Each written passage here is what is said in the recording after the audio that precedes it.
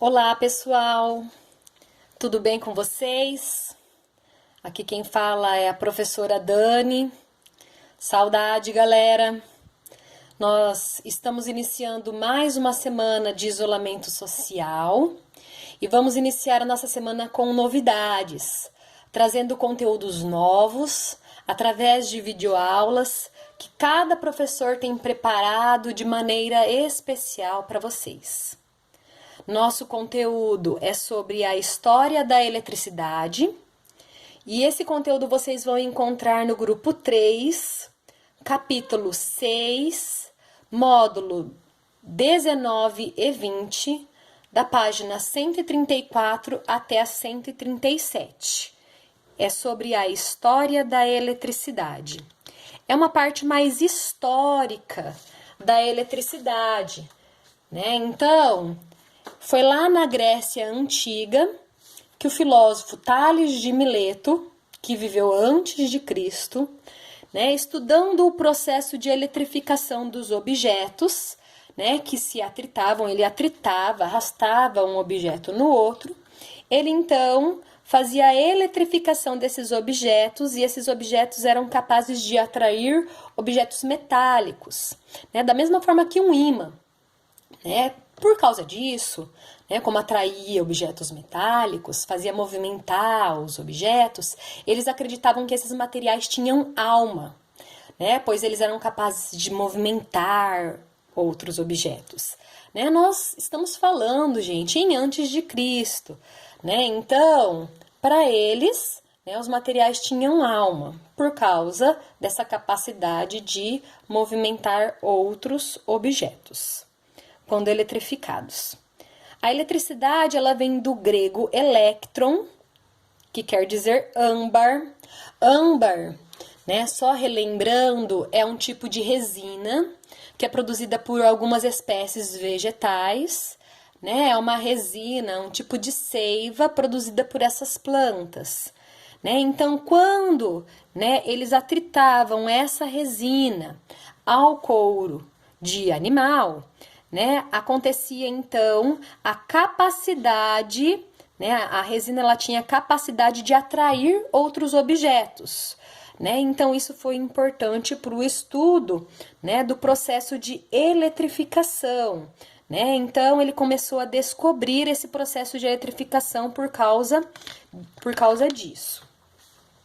No século XVI, né, Gilbert, então, né, ele estudou a diferença entre polos magnéticos, força elétrica e resistência. Né? Então, ele foi muito importante para esses estudos. Né? No século XVII, né, Guericke, ele estudando a eletrostática, ele utilizou duas esferas de enxofre. Essas duas esferas eram giradas por uma manivela, né, e o movimento, né, fazia com que acontecesse um acúmulo de eletricidade estática, né, e essa eletricidade estática era descarregada na forma de faísca, tá? Então, isso foi muito importante também para o estudo da eletricidade. No século XVIII, Franklin, né, muito conhecido, né, pela política, mas também cientista, ele descobriu a existência de cargas positivas e negativas em raios. Né? Então, isso colaborou, inclusive, para que ele inventasse o para-raios. Né? Aqui a gente consegue ver uma nota lateral, né, o para ir além, né, diferenciando raio, relâmpago e trovão. O que é cada um. Muito interessante esse para ir além, pessoal. Né? A gente vai ver, então, o raio, né, a descarga de eletricidade, a descarga elétrica atmosférica. Né? Já o relâmpago é o clarão produzido durante o raio. E o trovão é o som que vai ser produzido. Tá? Então, depois vocês deem uma olhada para vocês verem esse para ir além, que é bem interessante. Galvani, então, né, estudando bioeletricidade. Bio quer dizer vida, né, então é a relação dos seres vivos e da eletricidade, né. Ele fez uma experiência, né, que eu coloquei aqui uma figura para vocês terem mais ou menos a ideia de como foi essa experiência. Ele, com um objeto metálico, ele ligou o nervo de uma rã e o músculo, né, e quando ele fazia essa ligação, a perna se movimentava, o músculo se movimentava, tá? Então, com esse experimento, ele chegou a uma conclusão. Hoje nós sabemos que essa conclusão ela é errada, mas ele concluiu que a corrente elétrica ela tinha origem nos músculos dos animais. O italiano Volta, que era inclusive amigo de Galvani, ele já discordou de Galvani, né? A eletricidade, ela tinha origem nos metais, segundo Volta, e não nos músculos dos animais, né? Então ele contrariou o que foi proposto por Galvani, né? Volta ficou muito conhecido pela sua invenção da pilha voltaica, né, que foi a primeira bateria a fornecer de maneira contínua a corrente elétrica a um circuito. Essa pilha voltaica, ela vai ser formada por diversos discos metálicos, né, formados por cobre e zinco. Eles são empilhados, né, separados por feltro, e esse feltro ele é embebido numa solução condutora de eletricidade. Volta foi tão importante que inclusive foi utilizado seu nome, né, para a produção de uma unidade de tensão elétrica, que é o volt, que inclusive vocês já ouviram falar.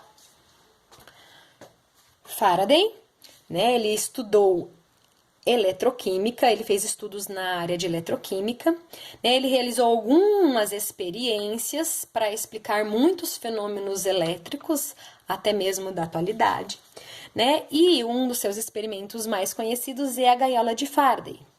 Né? Ele fez uma gaiola metálica. Essa gaiola metálica ela ficava suspensa, ela não tocava o chão, ela ficava suspensa, né? Ele suspendeu essa gaiola metálica por um material isolante, né? E quando o corpo que estava no interior da gaiola, né? Quando essa gaiola ela era atingida por uma descarga elétrica, não acontecia nada no corpo.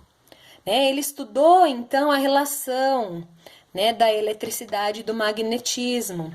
Essa relação ele publicou em uma obra chamada A Rotação Eletromagnética. E ele também contribuiu para a produção do dínamo e do motor elétrico. Aqui eu coloquei para vocês a figura do dínamo. Né? O dínamo é o primeiro gerador. Né? Ele vai converter a energia mecânica em energia elétrica.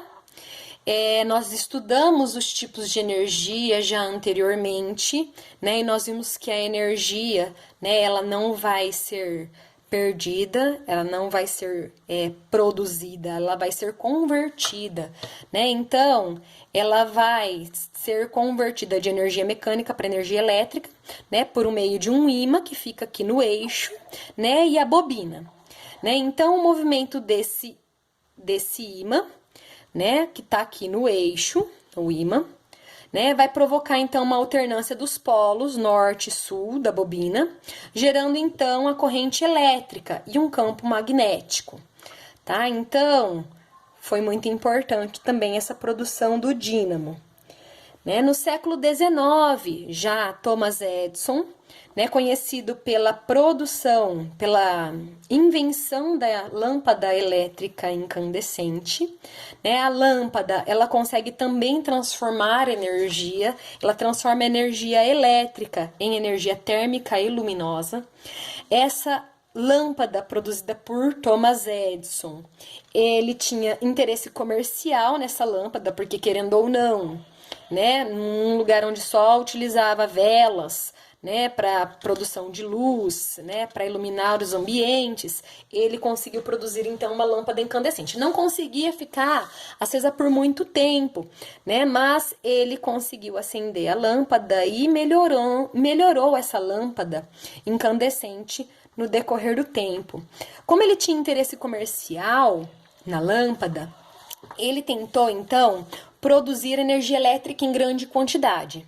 Para que ele conseguisse produzir energia elétrica em grande quantidade, ele acreditava que a melhor forma seria a utilização de uma corrente elétrica contínua, né? Então, tem aqui o Para Ir Além, né? Nesse Para Ir Além, pessoal, vocês vão encontrar uma parte histórica, né, de como foi a utilização da primeira lâmpada, né, aqui também no Brasil, como que surgiu, né, como chegou, então, também essa iluminação elétrica.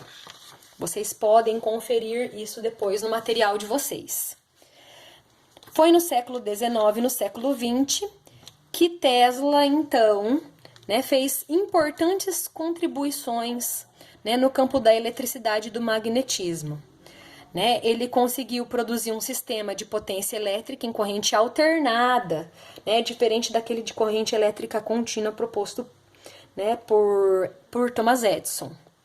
Né? Então, nesse sistema de corrente alternada, né, foi uma alternativa para a transmissão de energia elétrica em grande escala, né, e ele é importante até hoje.